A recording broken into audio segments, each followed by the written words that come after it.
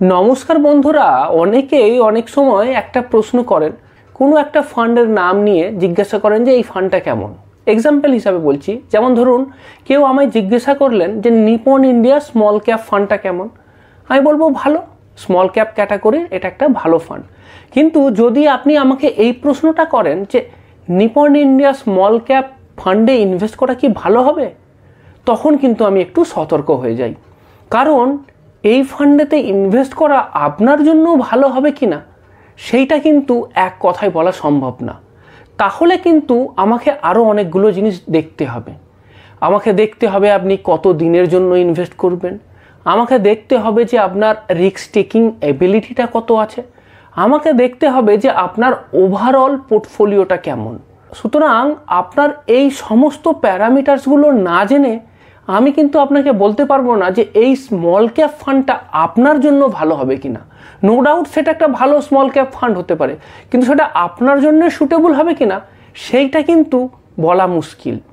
সুতরাং যখনই আমি মিউচুয়াল ফান্ডে ইনভেস্ট করব, তখন কিন্তু আমি র্যান্ডাম অ্যাপ্রোচটা নেব না যে কোনো একটা ফান্ড কেমন হবে, বরং আমাদের যেটা করতে হবে সেটা হচ্ছে ইন্টিগ্রেটেড ইনভেস্টমেন্ট অ্যাপ্রোচ। এইবার এই ইন্টিগ্রেটেড ইনভেস্টমেন্ট ফ্রেমওয়ার্কের ভেতরেতে 5টা স্টেপ আছে। এই স্টেপটাকে কিন্তু একে একে আমাদেরকে ফলো করতে হবে। সেই স্টেপটা কি? প্রথমেতে আমাদের অ্যাসেস করতে হবে যে আমার টোটাল ইনভেস্টেবল কর্পাস কতটা, সব থেকে ইম্পর্টেন্ট। আপনি আমায় জিজ্ঞাসা করছেন যে স্মল ক্যাপ ফান্ডেতে 3000 টাকার এসআইপি করব, এটা কি ভালো হবে? আমার প্রথমে জানতে হবে যে আপনি আসলে টোটাল মাসে কত টাকার এসআইপি করছেন। সেই টোটাল এসআইপিটা আমার জানা দরকার প্রথমে, তারপরেই আমি বলতে পারবো যে তার ভেতর থেকে আপনার স্মল ক্যাপে কতটা ইনভেস্ট করা দরকার। সুতরাং প্রথম যেটা কাজ হবে যে টোটাল যে টাকাটা আমি ইনভেস্ট করতে পারবো সেটা কতটা, সেটা প্রথমে জানা দরকার। 2 নম্বর যেটা করতে হবে বা 2 নম্বর স্টেপ যেটা, সেটা হচ্ছে যে আমার গোলটাকে ডিফাইন করতে হবে। মানে আমি যে কারণে বা যে পারপাসেতে টাকাটা ইনভেস্ট করব, সেই গোলটা শর্ট টার্ম গোল নাকি মিডিয়াম টার্ম গোল নাকি লং টার্ম গোল। যদি সেটা শর্ট টার্ম গোল হয় তাহলে তো সেখানে আমি স্মল ক্যাপেতে ইনভেস্ট করতে পারবো না। যদি সেটা লং টার্ম গোল হয় তাহলে ভেবে দেখবো যে সেখানে আমি স্মল ক্যাপে ইনভেস্ট করতে পারবো কি না। এরপরে 3 নম্বর স্টেপ যেটা, সেটা হচ্ছে যে আমার রিস্ক প্রোফাইলটা চেক করতে হবে। আপনি যিনি ইনভেস্ট করছেন তার বয়স কত, তার রিস্ক টেকিং এবিলিটি কত বা রিস্ক টলারেন্সটা কতটা হবে সেটা দেখতে হবে। কম বয়স হলে তার বেশি রিস্ক টেকিং এবিলিটি থাকবে। যাদের বয়স বেশি বা যারা ইনকাম জীবনের শেষ প্রান্তে এসে গেছেন তারা নিশ্চয়ই বেশি রিস্ক নেবেন না। তো এইটা আমাকে দেখতে হবে। এরপরে এই 3টে স্টেপ হয়ে যাওয়ার পর তারপরে আমি কিন্তু অ্যাসেট অ্যালোকেশন করব। সেখানেতে কিন্তু শুধুমাত্র ইকুইটি থাকবে না। অ্যাসেট অ্যালোকেশন মানে কিছু টাকা ইকুইটিতে রাখবো, কিছু টাকা ডেট প্রোডাক্টে রাখবো, কিছু টাকা গোল্ডেতে রাখতে পারি, দরকার হলে রিয়েল এস্টেটেও কিছু টাকা থাকতে পারে, ক্যাশ কম্পোনেন্টও কিছু থাকবে। তো 4-5টা অ্যাসেট ক্লাস রইল। এরপরে আসবে আপনার মিউচুয়াল ফান্ড। যখন আমি ক্যাটাগরি অনুযায়ী মিউচুয়াল ফান্ডে কত টাকা ইনভেস্ট করব সেটাও ঠিক করে ফেলবো, তারপরে আসবে ইন্ডিভিজুয়াল মিউচুয়াল ফান্ডের নাম। কোটাক স্মল ক্যাপ নেব নাকি নিপন স্মল ক্যাপ নেব নাকি এসবিআই স্মল ক্যাপ নেব নাকি আমার জন্য স্মল ক্যাপ লাগবেই না, সেটা তো সবার লাস্টে ডিসাইড হবে। এইবার যেটা আপনাকে আমি বলছিলাম যে স্টেপ 3তে আমরা যখন অ্যাসেট অ্যালোকেশনটা স্থির করব তখন সেটা আমরা রিস্ক প্রোফাইল অনুযায়ী করব। এইবার সমস্যা হলো যে আমরা নিজেরাই জানি না যে আমাদের রিস্ক প্রোফাইল কেমন বা আমাদের রিস্ক টলারেন্স কতটুকু। আর সেই কারণের জন্য আমরা কি করে জানেন, এজ বেসড অ্যাসেট অ্যালোকেশন করি, মানে বয়সের অনুপাতে অ্যাসেটটা অ্যালোকেট করি। এটা ধরেই নেওয়া হয় যে এজ বেশি হলে রিস্ক টলারেন্সটা কম হবে আর এজ কম হলে রিস্ক টলারেন্সটা বেশি হবে। সায়েন্টিফিক্যালি এটা কারেক্ট। তো সেই কারণের জন্যই আমরা এজ বেসড অ্যাসেট অ্যালোকেশনটা ফলো করি।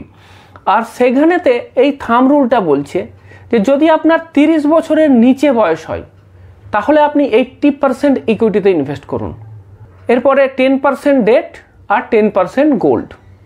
যদি আপনার বয়স 30 থেকে 50 এই সময়টাই হয়, মানে যেই সময়তে আপনি পিক ইনকাম বা উপার্জনের মোডেতে আছেন, সেই সময়তে আপনি 60% ইকুইটি, 30% ডেট, আর 10% গোল্ডেতে ইনভেস্ট করুন।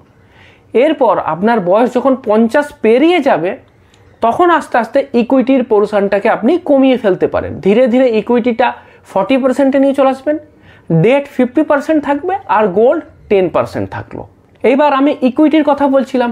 ইকুইটির ক্ষেত্রে ইকুইটি ওরিয়েন্টেড ফান্ডের কথা ভাবতে পারেন। সেক্ষেত্রে large cap fund, mid cap fund, small cap fund, hybrid fund, flexi cap fund, এগুলো কমন চয়েস। এগুলো ছাড়াও আরও অনেক ইকুইটি ওরিয়েন্টেড ফান্ড আছে, তো এগুলো কমন, মানে এগুলো নর্মালি লোকে ইনভেস্ট করে। ডেট ক্যাটাগরির ভেতরেতে বিভিন্ন ধরনের বন্ড ফান্ড থাকতে পারে, তাছাড়া আপনার গিল্ড ফান্ড থাকতে পারে, ফিক্সড ডিপোজিট থাকে, পোস্ট অফিসের বিভিন্ন স্মল সেভিং স্কিম থাকে, সেইগুলো তো হতে পারে ইনভেস্টমেন্ট। আর গোল্ডের ক্ষেত্রে গোল্ড ইটিএফ হতে পারে, ফিজিক্যাল গোল্ড হতে পারে বা গোল্ড মিউচুয়াল ফান্ড, এটাতে আপনি ইনভেস্ট করতে পারেন। এবার সোভারিন গোল্ড বন্ড যেহেতু এখন আর নেই, সুতরাং এটাকে আমি লিস্ট থেকে বাদ দিলাম। এইবার আপনাকে একটা রিয়েল লাইফ এক্সাম্পল দিই। মনে করুন একজন ব্যক্তি যার বয়স 30 বছর, তিনি 15,000 টাকার মতো ইনভেস্ট করবেন। দেখুন, তার ইনভেস্টমেন্টের ক্ষমতা প্রতি মাসে 15,000 টাকা। তাহলে তিনি কোথায় কত টাকায় ইনভেস্ট করবেন? এবার যেটা বলছিলাম, বয়স যদি 30 থেকে 50 হয়, তাহলে এজ বেসড অ্যাসেট অ্যালোকেশন অনুযায়ী তার 60% ইকুইটি, 30% ডেট এবং 10% গোল্ডে ইনভেস্ট হওয়া উচিত। তাহলে এক্ষেত্রে তিনি তার 15,000-এর 60% মানে 9,000 টাকা ইকুইটিতে ইনভেস্ট করবেন। ডেট প্রোডাক্টে ইনভেস্ট করবেন 30%। ডেট প্রোডাক্ট মানে কি? পিপিএফ হতে পারে, বন্ড ফান্ডেতে ইনভেস্ট হতে পারে, শুধু বন্ডেতে ইনভেস্ট হতে পারে, লিকুইড ফান্ডেতে ইনভেস্ট হতে পারে। 30% মানে হচ্ছে আপনার 4,500 টাকা তিনি এখানে ইনভেস্ট করছেন। গোল্ডেতে বা অন্য কোনো অল্টারনেটিভ ইনভেস্টমেন্ট অপশান হতে পারে, সেইখানে তিনি ইনভেস্ট করতে পারেন 10% মানে 1,500 টাকা। এইবার ইকুইটিতে যে 9,000 টাকা ইনভেস্ট করছেন সেইটার ব্রেকআপে আসি। সেখানেতে তিনি কতটা ইনভেস্ট করবেন? লার্জ ক্যাপে 30% ইনভেস্ট করা যেতে পারে। তো 30% মানে প্রতি মাসে 2,700 টাকা তার লার্জ ক্যাপে চলে গেল। ফ্লেক্সি ক্যাপেও মোটামুটি 30% ধরে রাখুন, তো সেখানে আসছে 2,700 টাকা। মিড ক্যাপে 25% ইনভেস্ট করতে পারেন, সেটা আসছে কত? 2,250 টাকা। স্মল ক্যাপে 10 to 15% সাজেস্ট করা হয়, তার মানে সেটা কত আসছে? 1,350 টাকা। তাহলে আপনি কি দেখতে পেলেন যে টোটাল 9,000 টাকার ভেতরেতে যেটা আপনার মিউচুয়াল ফান্ডে ইনভেস্ট হচ্ছে, তার 1,350 টাকা মাত্র স্মল ক্যাপেতে ইনভেস্ট হচ্ছে। বাকিটা কিন্তু আপনাকে অন্যান্য জায়গায় ইনভেস্ট করতে হবে। এবার ধরুন ডেট প্রোডাক্ট যেটা, সেই ডেট প্রোডাক্টের অ্যালোকেশনটা কীরকম হবে? ধরুন লিকুইড ফান্ড বা short term date fund, corporate bond fund, সেখানে আপনি 50% ইনভেস্ট করলেন, 2,250 টাকা সেখানে ইনভেস্ট হবে তাহলে। আর পিপিএফ বা অন্যান্য গভর্নমেন্ট ইনভেস্টমেন্ট অপশান, সেখানে 50% ইনভেস্ট করতে পারেন, সেখানে আসছে আপনার 2,250 টাকা। আপনি চাইলে পুরো 4,500 টাকা, সেটাও আপনি চাইলে পিপিএফ, গভর্নমেন্টের বিভিন্ন ধরনের small saving scheme, fixed deposit, NSC, এই সমস্ত জায়গাতেও কিন্তু ওই পুরো টাকাটাই ইনভেস্ট করে দিতে পারেন, সুকন্যা সমৃদ্ধি যোজনা। অথবা অল্টারনেটিভলি আপনি চাইলে ডেট ফান্ডেতেও ইনভেস্ট করতে পারেন। এরপর গোল্ডেতে আসছে। গোল্ডেতে আপনি চাইলে গোল্ড ইটিএফ বা ধরুন গোল্ড মিউচুয়াল ফান্ড, সেইখানেতে আপনার 1,500 টাকা আসছে, সেইখানে এটা ইনভেস্ট করে দিলেন। এইবার যদি আপনি আপনার টোটাল অ্যাসেট অ্যালোকেশনটা দেখেন, মানে 15,000-এর যে ব্রেকআপটা আমি দিলাম, সেটা যদি আমি দেখি, সেটা কীরকম দাঁড়াচ্ছে? লার্জ ক্যাপে আমার টোটাল ইনভেস্টমেন্টের 18% হচ্ছে লার্জ ক্যাপে ইনভেস্টমেন্ট। ফ্লেক্সি ক্যাপ মিউচুয়াল ফান্ডেতে 18% ইনভেস্টমেন্ট। মিড ক্যাপ মিউচুয়াল ফান্ডে আমার টোটাল ইনভেস্টমেন্টের 15%। স্মল ক্যাপ মিউচুয়াল ফান্ডে আমার টোটাল ইনভেস্টমেন্টের 9%। ডেট ফান্ডেতে আমার টোটাল ইনভেস্টমেন্টের 15%। স্মল সেভিং স্কিম বা পিপিএফ, সেখানে আমার টোটাল ইনভেস্টমেন্টের 15%। আর গোল্ড ইটিএফে আমার টোটাল ইনভেস্টমেন্টের 10% আমি ইনভেস্ট করছি। এখানে একটা জিনিস দেখুন যে আপনার টোটাল ইনভেস্টমেন্টের মাত্র 9% আসলে স্মল ক্যাপেতে আপনার ইনভেস্ট হচ্ছে। যদি টোটাল 10,000 টাকা ইনভেস্ট করেন প্রতি মাসে, তাহলে আপনার স্মল ক্যাপে বরাদ্দ হয় 900 টাকার সমান। সুতরাং আপনি বুঝতে পারছেন যে অ্যাসেট অ্যালোকেশনটা কতটা গুরুত্বপূর্ণ এবং এখানেতে ইন্ডিভিজুয়াল একটা ফান্ডের রোল কতখানি কম, কত বেশি গুরুত্বপূর্ণ ফান্ডের ক্যাটাগরি এবং বিভিন্ন ধরনের অ্যাসেটের অ্যালোকেশন। সেই কারণের জন্যই আমি যখন বলি যে আমি ভিডিও বানাই, পার্সোনাল ফাইন্যান্সের ভিডিও বানাই। পার্সোনাল মানে কি? ব্যক্তিগত, মানে এটা প্রতিটা ব্যক্তির জন্য আলাদা আলাদা।